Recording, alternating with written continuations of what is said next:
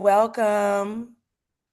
We are so honored to have you. Welcome, welcome. Thank you for joining us this Saturday morning.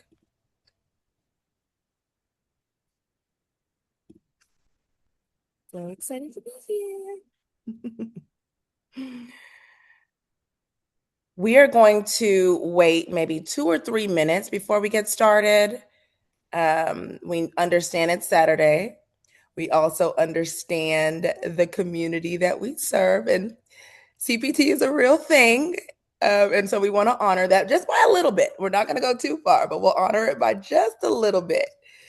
Um, and so we'll get started here in just a moment, okay? Thank y'all for being here again.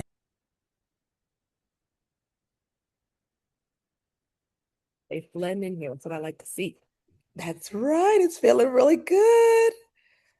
Um, I'm grateful for those that are greeting us in the chat. I'd ask that those that can type, maybe type your name, the organization or project that you serve, if you serve one, something around that. That would be wonderful just to know who's in the room.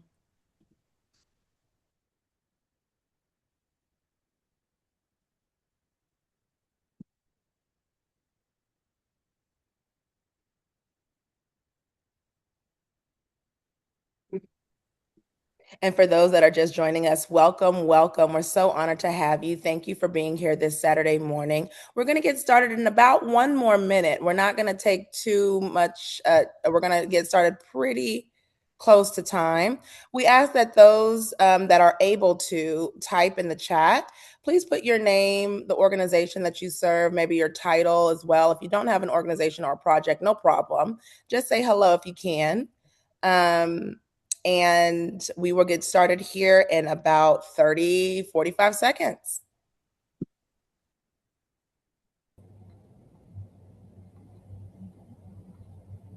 While we're getting started, the chat is already off to an amazing start. Exciting to see Austin Free Press in the building. Tailored to You Home Care is here. Abby Foster with Jeremiah Program is here, right? The Poet House is in the building. Pink Love Houston is here. We have a podcast host here. King Candle is in the building. Helping Hand, Rama Project, 11th Street Market, Chosen Women in Power. Hello, Chevalier. We have Outskirts of Houston. We're up in here. We have I hope I say it right. Semi Colors.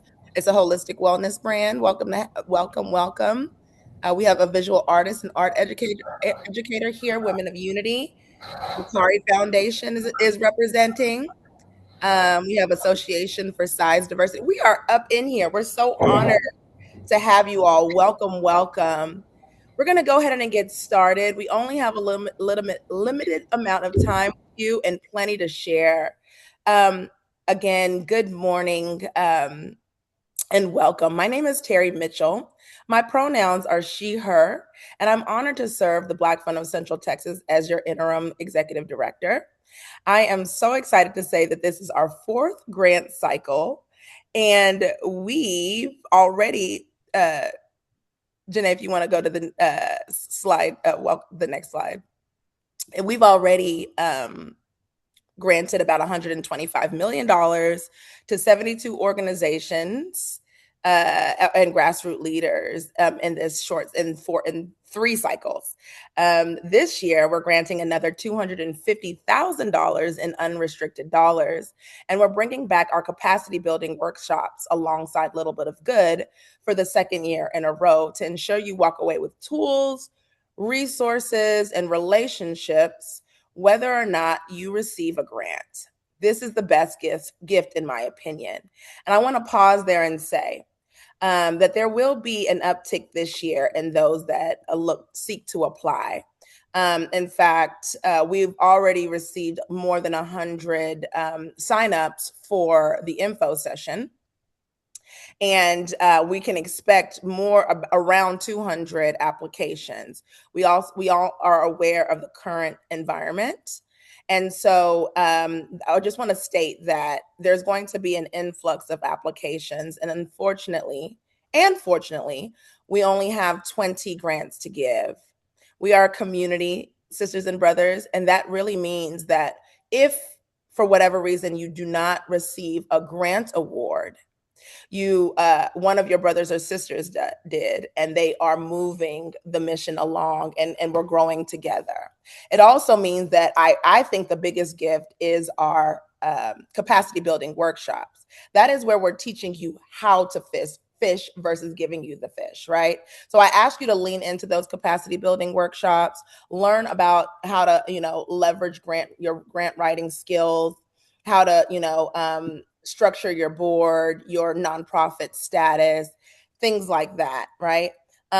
Furthermore, congratulate those that do get it. And know this, what's really cool about the Black Fund of Central Texas is what we've implemented last year, which is if you receive a grant, any grant except for the Committee Choice Award grants, and we'll talk about the differences soon.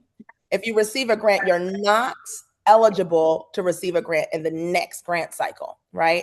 And we're doing this to diversify the pot every year and give more folks the opportunity to engage and get a grant. So if you don't get the grant this year for whatever reason, again, lock in on those capacity building workshops, and furthermore, make sure that you apply in the following grant cycle, because those last winners will not be eligible to apply in the next batch. Okay.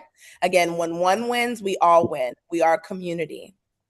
And I just want to, just ensure that we're all clear on that. Okay. From our inception, this very moment, our message has been clear.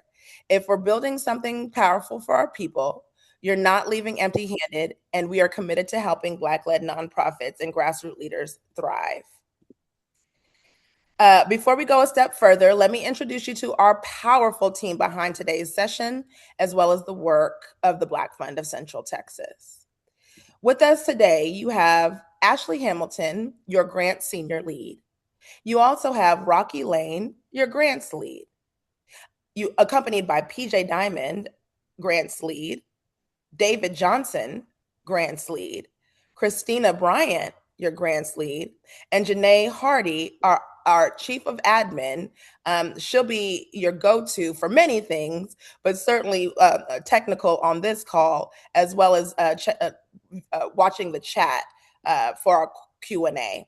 Feel free to ask questions in the chat throughout the program so that you don't lose those questions. But there will be an opportunity toward the end of this program where we will address those that are already in the chat, as well as addressing frequently asked questions. If you don't mind, please remain on mute during this presentation so that we can ensure that everyone can hear without any interruptions. Okay. I want to take a moment to thank this team: Ashley, Rocky, PJ, David, Christina, Janae. You all have worked so hard to get us to this point. You all have lots more work to do on the other side of this. And we're just incredibly grateful I'm incredibly grateful that I get to do this work alongside such compassionate community leaders like yourself every day. You've poured unfiltered passion and preparation into this webinar. And for those of you who came today, I can assure you that you are in excellent hands. It's really important that you're aware of some key dates. These dates are also to be found on our website. August 3rd is our application opening date. So we're open, y'all. We open as of this Monday. We're live today for the info session, but it will be recorded and loaded for you all so that you can use it as a reference, or for those that are that were not able to be here live, they can also use it. August 11th and August 23rd are those capacity building workshops that are happening for the public. The first one is virtual on August 11th. That's around getting the grant. structure telling you how to write grants. And then on August 23rd, that is an in-person workshop. And for anyone that would like to kind of come and poke holes at your application, ask technical questions, get real hands-on assistance with your application, that would be the time to do so. Should neither of those dates work, August 25th through September 10th, our phenomenal grants leads and senior grant lead will be doing office hours and technical support. Those will be 20 minutes each, and you'll have a Calendly sign up here soon for you to be able to go ahead on and sign up for those times. We ask that if in fact you do sign up, that you do come, because there are limited space given the need, and it really does affect the scheduling if you don't need it. So if for whatever reason you can't come, or you need to reschedule, please do that versus not showing up. Okay. September 10th, all applications are due. The time on that is 11:59 p.m. Central Standard Time. After that time, no applications will be accepted. So we encourage you to get your applications in earlier than that date, to ensure that it's submitted without any technical issues. October 22nd through November 10th are our learning sessions for our semifinalists. Those that make it to the semifinalist round will be notified during that timeline, and they will also then go into interviews with the dedicated grant lead for that particular category or key issue area. December 4th is award decision announcements. We'll announce who's received them and who may need to participate in our following capacity building workshops. December 7th through the 21st is feedback sessions. For those that received a grant or maybe not at this time, you can get your feedback. What's really great about our feedback is that we request, namely require, all of our grant reviewers, and there's 40 or more in total, to give very specific notes on where what went well with the application and where there was areas for growth. All of that feedback is given to you anonymously, but we find this to be a helpful tool for furthering your grant applications along, both with the Black Fund of Central Texas as well as other grant opportunities. Please take advantage of that. January 26th, for those that receive a grant, that is will be the time. A date will be dedicated to reporting orientation, as well as if you're participating in the accelerator launch. More on that to come. And then in February, every February, we have a celebration to honor the work of our grantees. Again, these dates can be found on our website, and you'll also receive the slide deck post-webinar. So don't worry, we've got you. Now, with that, let's dig in. I am so honored to pass the mic to our senior grants lead, Ashley Hamilton. Well, thank you so much, Terry. And hello, good morning, everyone. I'm Ashley Hamilton, she, her. Community work has always been close to my heart, and it has shaped how I am and how I show up both personally and professionally. I am honored to serve as Senior Grants Lead this year with the Black Fund. This is actually my fourth grant cycle. Last year I was grants year. Y'all, time flies. I just really want y'all to know that I feel like we just started and I blink and now we're 4 cycles in. So that's super exciting, and I'm just happy to continue this journey and just grow more and more each time. I love hearing about the story. Anyway, that's how excited I get about the work. I was about to go on a tangent with y'all about how excited I was to hear what's next for this cycle, but let me stick to script before Terry and Janae get on me. Please know that we will cover a lot of information today. Here's our roadmap. By the time we conclude this webinar, you will have a working understanding of our origin story, all aspects of the grant opportunity, including eligibility, how to complete the application, how it'll be evaluated. We'll review some frequently asked questions, offer up some tips. Basically, this turns into a all the things you must know, need to know, anything we can offer up as assistance to help guide you on this journey, right? Perfect opportunity to get your questions answered. So please don't leave this webinar with just wondering or holding back. This is the time to ask, and we encourage you to do so.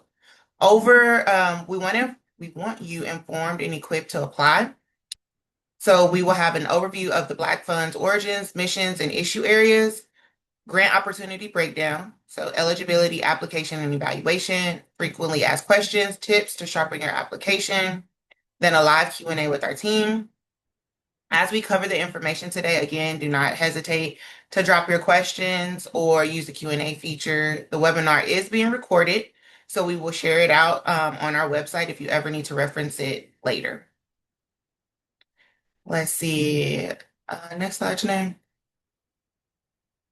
This work didn't begin in a vacuum. It was sparked by legacy, truth, and urgency. Our founders, Dr. Colette Pierce Burnett, Kendra Garrett, and the infamous Mimi Styles, right? All of these wonderful ladies helped us to embark on the journey that we are on today, launching the Black Fund in Central Texas with three bold truths.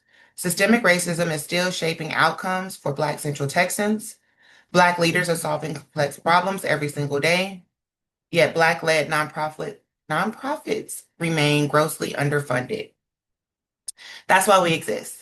In partnership with Austin Community Foundation and strongly supported by St. David's Foundation, we've created a fund by us for us, grounded in data, guided by a community voice. Our journey has been powerful, and we are just getting started. The Black Fund of Central Texas currently funds 5 issue areas: education, supporting innovation and non-traditional learning paths; health and wellness, centering mental, physical, and spiritual well-being; power building, and advocacy; funding organization. Y'all, we're gonna change this from being Saturday morning, okay? Funding, organizing, and systemic change; wealth and building; closing the racial wealth gap and real investment; arts, culture, and preservation; uplifting legacy, expression, and creativity. These are not just categories, these are all calls to action and all integral parts of creating a quality of life for the Black community. Now let's get into the part that you're wondering about. The dollars, right? That's the important part. That's what everybody needs to know. Let's see. Next slide. This year, we are happy to announce we will be distributing $250,000 in unrestricted funding in the following categories and breakdowns. We will distribute 5 finalist grants at $20,000, 5 semi-finalist grants at $15,000, 5 runner-up grants at $10,000, and finally, 5 accelerator grants at $5,000. Post-capacity building program for a total of, again, $250,000. That's a big deal, y'all. I don't know if y'all know that. That is a big deal. And so I'm just want to celebrate that and happy that we're able to do it. I want to talk about the last category for a minute, the accelerator program, formerly known as the Community Choice Award. It is a standout addition to our grants program since last year, and we're committed to not just distributing unrestricted dollars, but also equipping Black-led nonprofits to build capacity, sustain, and remain. Please know that even if you don't receive a grant during this grant cycle, this program equips you to lead stronger, fund smarter, and grow sustainability. I'm gonna allow others to talk about that within it, but I do want us to harp in and lean into that because that is something that is different than other programs and grants that you hear about, right? So I really want y'all to soak in that information and understand the true value that comes with that program, and take advantage of it, honestly. But, however, I want to share the stage and pass it over to my counterpart, Rocky Lane, our grants lead. Oh, I love me some us. Thank you so much, Ashley. My name is Rocky Lane, he, him, his, and I am coming to you also as someone who's been a part of this process for a very long time, I believe since the beginning. A lot of people don't know this about me, but I'm a transplant to Austin. I was moved there after a climate crisis in Houston on my third birthday, and that's why a lot of people consider me from Austin. I'm also one of the organizers with Black Trans Leadership Austin, one of the recipients of the fund, and also Transgender Education Network of Texas, which is how I've gotten to know many of the wonderful innovators of this space. And I'm very happy to share space with you. And of course, drop a heart in the chat if you are here today because you learned about this fund from the Rockyverse. I'm very, very happy to see some of my homies in here, and I wish y'all all the very best of luck. So I'm going to get into slide 9 about eligibility. We'll now talk about the requirements for the grant. You will need to have the following. Oh, I see my hearts. What's up, y'all? Black identified leader, an ED, a CEO, or a lead. You will need to have 50% plus of your board staff identify as black. You need to have a tax exempt or fiscally sponsored designation. Operate in Central Texas or Central Texas's 6-county region. As a firm reminder, we do not fund endowments, lobbying, individuals, fundraising events, faith-based orgs, unless the work is secular and inclusive. Let me add some additional clarity to make sure that we are all clear about what we do and do not fund.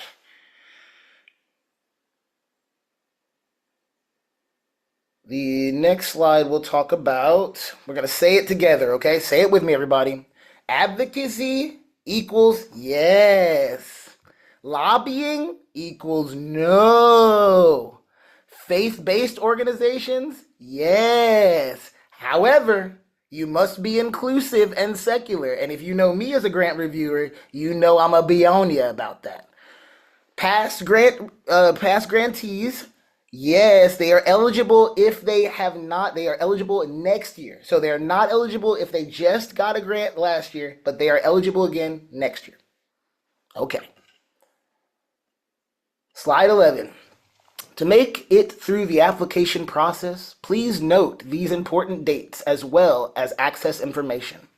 Applications are due on September 12th, 11:59 p.m. Central. Sorry, Rocky, it's the Yep, 10th. it's the 10th. I thought we said 11th in another place, but I'm gonna change that. I'm gonna 10th. change. We just saying the word 10. Did everybody hear me say 10? Because I heard me say 10. Applications are due on the 10th, 11:59 p.m. Central. While the Black Fund of Central Texas is a separate entity, the tool that we are using to submit your application is a portal housed at the Austin Community Foundation. You will use the ACF Grants portal to submit your grant.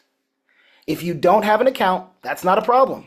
Create a portal account. It only takes a few minutes. And please note, if you can apply for multiple ACF funds, that stands for Austin Community Foundation. They also have things like the Women's Fund and the Hispanic Impact Fund, and you can get that money. Applications breakdown on slide 12. There is information that is required in order to navigate through the process. You will need to first get an eligibility confirmation. Be able to provide all our requested demographics. You will need to submit a project budget, and there's a template provided, and also submit a program photo. Please make sure you click the right box for fund selection, which is the box that will read the Black Fund of Central Texas. That's who we are. Providing a narrative responses is optional. Providing narrative responses is optional for you. And if you want to provide an optional video to tell the story of your work, you can submit a 3-minute unedited video. We are stressing unedited because you don't have to spend money on production costs to submit the optional video. Now I'm going to turn it over to PJ, yes, and to talk about our approach to scoring the grants. Thanks so much, Rocky. Love our energy this morning. Happy Saturday, y'all.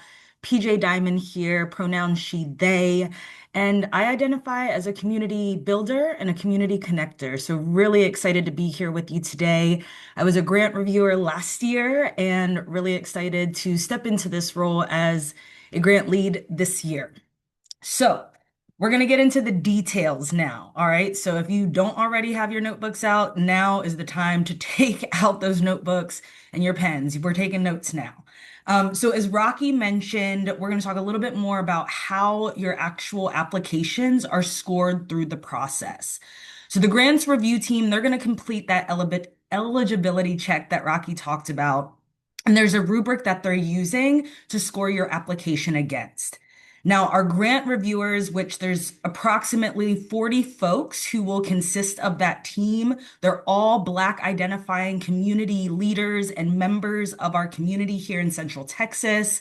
And all of those folks, all of those Black identifying community leaders have been trained in implicit bias, as well as the rubric itself.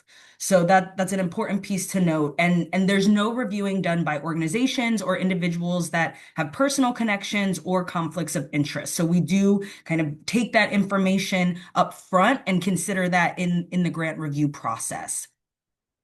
So, what does the actual rubric entail? I'm sure most of you are probably wondering, like, what are the grant reviewers most concerned about? And this rubric is going to be your guide to understanding what the grant reviewers are finding most important or seeing most important. Now, thank you so much, Janae. You can see here on your screen or on our screens here, this is the actual rubric that grant reviewers will be using. So I'm going to kind of briefly go through this and talk high level of what each section, what the most important things are, what the focus is. But you can see here kind of the numbers and the breakdown that grant reviewers will be using. So overall, we're looking at 8 sections total. The first section is going to be focused on the equity lens and representation. So this is really focused on having Black executive leadership, whether or not your founder, your CEO is from Austin, the percentage of Black identifying board members, staff, and teammates, as well as the clients that you all are serving. So really, what is that representation of the folks that this organization is serving or your mission is serving? Moving to the next section, we're focused on the organizational story and mission. So this is really what we're looking for is hearing a clear and compelling origin story. Ashley shared more about the origin story of the Black Fund of Central Texas, and we want to know how y'all started. What is most important, and how are y'all connecting to the Black community and the mission that is well defined, that also ties to the Black Fund of Central Texas pillars, those kind of the categories that Ashley was speaking to earlier, the education, the health and wellness, power building and advocacy. How is your mission tying to the missions of the Black Fund? Moving forward, the next section that we'll be focused on will be the work and the community impact. So really here, this is an opportunity for you all to clearly explain the services that your organization provides and how that work directly addresses a community identified need, because that's what we're focused on here, how we're serving our communities, right?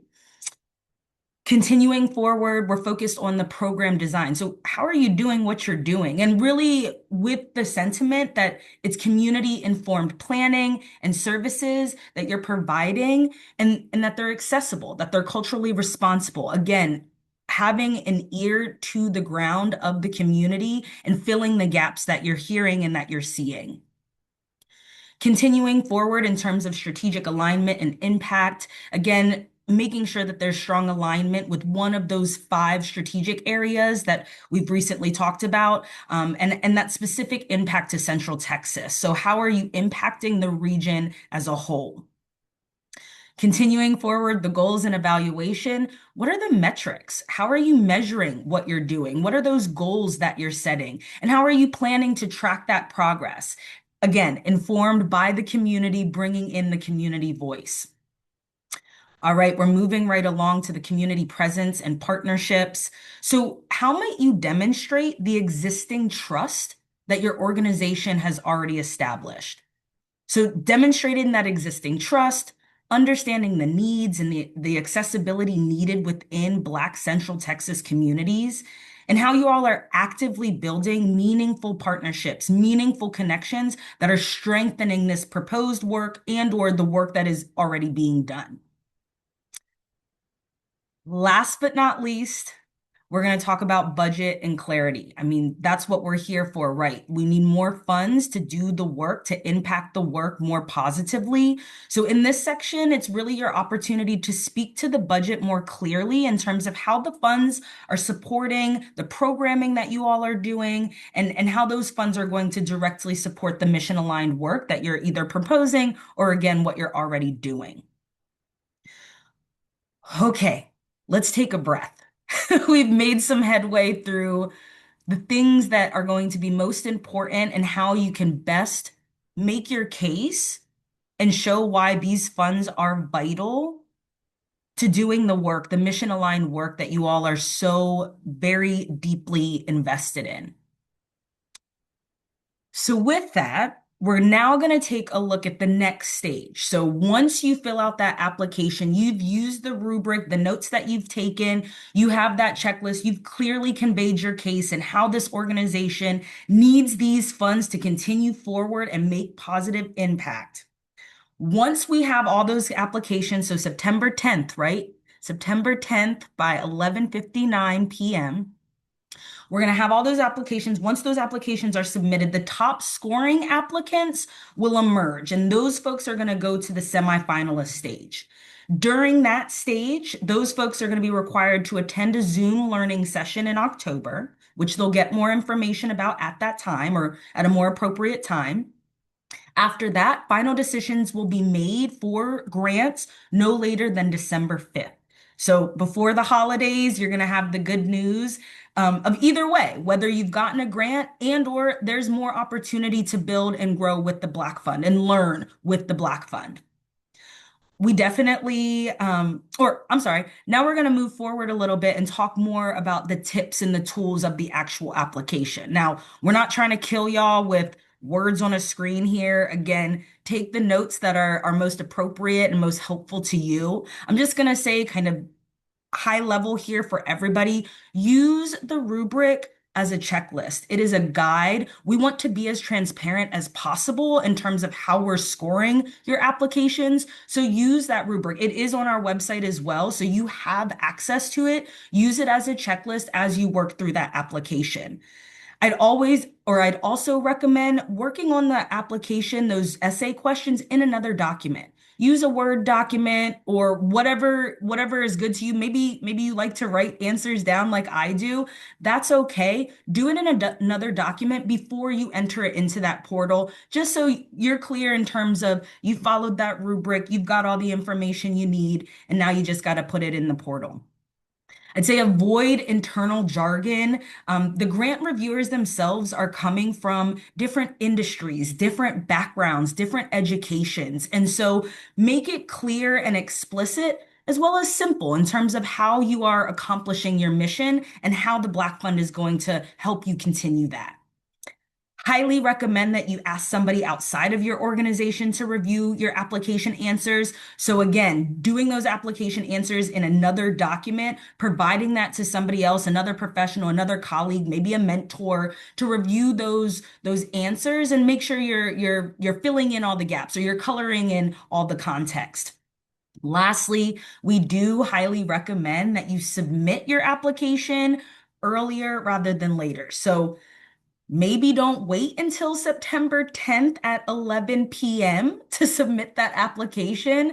Let's maybe try a few days before to troubleshoot in case there's any technical difficulties and or if maybe you misread the character count or something along those lines. Just give yourself a little bit of time to make sure you can fill out that application as complete as possible. All right, y'all. Thanks so much for rolling with me. We're almost there, but before we fully end, I'm going to pass it on over to my colleague, David. David, can you tell folks a little bit more about the resources that are available to them as they're applying and working with the Black Fund? Absolutely, PJ. Thank you. Hello, everyone. We're at the home stretch, almost there. Please throw a heart or a thumbs up, maybe a kazoo, throw something in the chat letting me know if you feel like you've already learned enough to make this time worthwhile. Oh, I see it, right? Okay, so I'm setting up expectations. So if I bomb this entire section, I'm still not shortchanging you. All the pressure is off. All the pressure is off. My name is David Johnson, he, him pronouns. I answer to all with love and respect. I am the founder and executive director of the Heal Us Project here in Austin. I have a wonderful, lengthy relationship with the Black Fund of Central Texas. I've been in leadership roles at two different orgs that have been funded by the Black Fund. During the last cycle, I was a reviewer, and I am honored beyond measure and joyful beyond measure to be a grants lead during this cycle. So let's talk about resources. All the resources that I'm about to talk about are available at our website, the blackfundcentraltx.org. You're going to find guidelines and FAQs, frequently asked questions. You're going to find the scoring rubric that PJ just magnificently navigated us through. You will find the webinar recording, this recording right here. You can see our lovely faces all over again. And you will also have access to the link so that you can RSVP for office hours as well as the Black Fund kickback, right? And that's a gathering you really want to be a part of if you can make it. So now let's go into FAQ. And again, this is the resources section, and that's what the Black Fund is about, resources, connecting us with them. So let's connect you with the information. Can I apply more than one? No. We will only accept one application per organization or project lead, and duplicate submissions will be disqualified.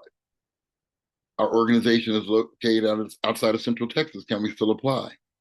Only if the proposed project directly serves and benefits the Central Texas region, which includes Travis and the surrounding counties of Hayes, Caldwell, Wilco, Burnett, and Bastrop. Williamson County, for those who didn't recognize Wilco. I don't have 501c3 status. Can I still apply? Absolutely, yes. You may apply using a fiscal sponsor. If you need help identifying a sponsor, please email us at the email you see there, connect@theblackfundcentraltx.org. What is a fiscal sponsor and why do I need one? A fiscal sponsor is a 501c3, a registered 501c3 organization that allows individuals, groups, or projects without that status to apply for and receive grant funding using its tax-exempt status as an umbrella. If your organization does not yet have its own 501c3 designation with the IRS, a fiscal sponsor ensures legal and financial oversight for your grant. And little secret, a lot of funding will only allow a recipient to get the funds if they are 501c or fiscally sponsored, like the Black Fund. Moving to the next. Can for-profit companies apply for funding? No, and I'm lifting up that there was something in the chat related to that, and the comment was, we are not eligible, but something to the effect of still wanting to connect and network with folks doing the work in different cities. That's awesome. That's what we want to hear. But if it is a for-profit company, it itself is not eligible to apply directly, not at this time. However, if the proposed project is charitable in nature and the for-profit entity partners with an approved fiscal sponsor, the application may be considered. What size grant should I apply for? Your request should not exceed 30% of your annual operating budget, and it should effectively and accurately reflect the scope and cost of your proposed project. However, this is just a suggestion, not a requirement. If it does not, your application will still be considered. Just make sure you're being as effective as possible in explaining why. What if we're not selected? Well, that's what's great about the Black Fund. Unlike many funding bodies, we ensure that you will receive feedback, scores, reviewer notes, and support. We hope that we have answered a lot of your questions. We will have a